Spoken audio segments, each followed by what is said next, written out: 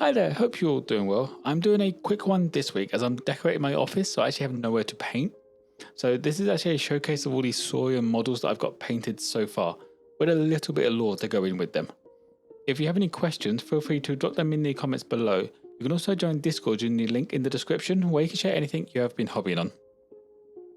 Saurians are a collection of various humanoid lizards that are led to battle by giant frog mages proficient in the ancient laws. They fight alongside many jungle allies such as the slinky geckos, powerful gators and the mighty dinosaurs. Deep within the jungle, magical swamps have mutated local wildlife which has led to the creation of the frog mages, and since the beginning of time they have used their powerful magic to mutate other reptiles into warriors to protect these jungles. Saurians have some of the best warriors in the whole of Tyria, with the great predatory combat skills and thick scaly hides to protect them from all sorts of attacks. Their basic troops, the geckos and Saurians, form the backbone of the army, to which these are supported by massive terrifying beasts.